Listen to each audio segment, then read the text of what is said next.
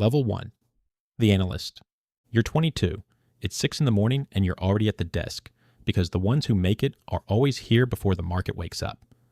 2 monitors, a terminal that costs more in a year than your mother makes. Black coffee you don't taste. Your salary is $110,000. To everyone back home, that's a fortune. To the man beside you, it's a rounding error.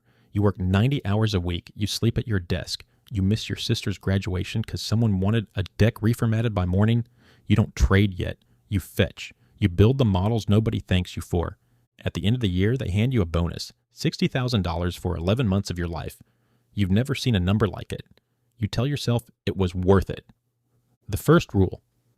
At the bottom, they don't pay you in money. They pay you in a promise. And the promise is the cheapest thing they will ever hand you. Level 2. The junior trader. You're 25. They gave you a seat, a small book, nothing that would hurt the firm if you blew it up. Your first trade goes green, and something chemical happens in your chest. Your second goes red, and it drains out of you in the same spot. The market doesn't care that you were right eventually. It only pays you for being right now. You clear $300,000. You buy a watch you can't quite justify and wear it to a dinner where everyone has a better one. You stop calling your friends. Their problems sound small now. The second rule, the first, real money doesn't make you calmer. It makes you faster, and fast and free are not the same thing. Level 3. The trader. You're 29, a real book now, real risk. When you're up 7 figures by lunch. When you're down, men in better suits appear behind your chair and say nothing, which is worse than anything they could say. You make $1.2 million, and almost all of it is the bonus. On bonus day, the whole floor goes silent.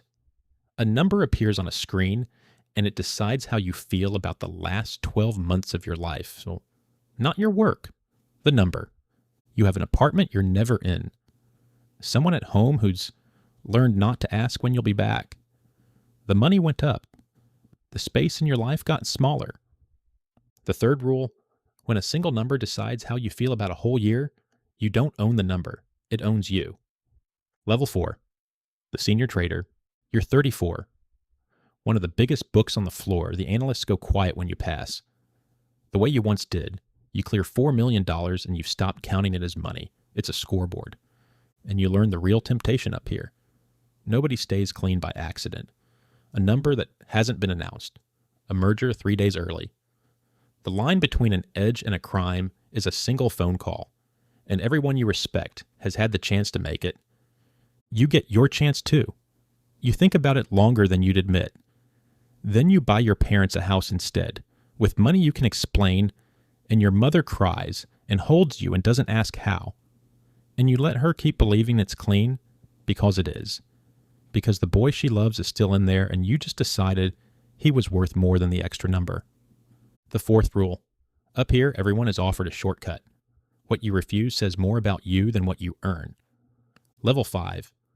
The portfolio manager. You're 39. You run $500 million. When you buy, the chart moves because you bought, you make $15 million. A house in Greenwich. A place in Aspen you've seen twice. A car you don't drive because someone drives it for you. You measure your life in things you own and can't use. The job stopped being about markets. It's about pressure. The investors want more every quarter. Always more. A flat year is a catastrophe. A good year just resets the number you have to beat. You're running as fast as you can on a floor that speeds up every time you do. The fifth rule. Past a certain number, the money stops being the prize and starts being the treadmill. Level 6. The fund manager. You're 44. You left to start your own fund. $2 billion under management. Your name on the door. On paper worth a few $100 million. You don't feel smart. You feel exposed. The risk is yours now, and you've built the whole thing on a position too big to admit out loud. You keep doubling it, because selling would move the market against you and show everyone how big it really is. There are nights you lie awake doing the math on how fast it could all come apart. You tell yourself you have it handled. Everyone at this level tells themselves that. The sixth rule, the higher you climb, the more you have to lose, and the harder it becomes to admit how exposed you really are. Level 7. The Titan. You're 49, a billionaire. Presidents take your calls. Universities put your name on buildings. You've become the thing you stared at across the floor at 22, the one who moves like the market belongs to him. But you're a ghost inside your own life. Your kids were raised by people you pay. The person you married knows a man who was never home. You can't tell who's a friend and who is quietly running the math on what you're worth to them. The money stopped meaning anything 2 levels ago. You keep climbing anyway because stopping was never a thing they taught you, and you're not sure who you'd be if you did. The 7th rule. $1 billion can buy every room you walk into and still leave you standing in it alone. Level 8. The choice. It comes on an ordinary morning. A position moves against you, a margin call, and for a few hours you watch, in real time, exactly how fast all of it could vanish. It doesn't collapse. You hold. But you saw it.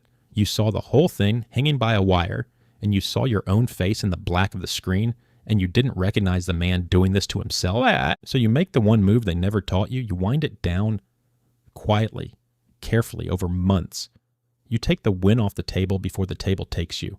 Everyone says you're insane to walk away from the machine while it's still printing. You walk anyway. The 8th rule. The bravest trade on the whole floor is the one where you finally decide you have enough. Level 9. The quiet. There's no alarm you didn't set, no terminal, no number waiting to tell you how to feel about yourself today. You're worth enough to never work again, but that was never really the point. The point is you can hear yourself think. You drink a coffee you actually taste. You drive your own car. You show up to the things you used to miss, and nobody has to reformat a deck for you to be there.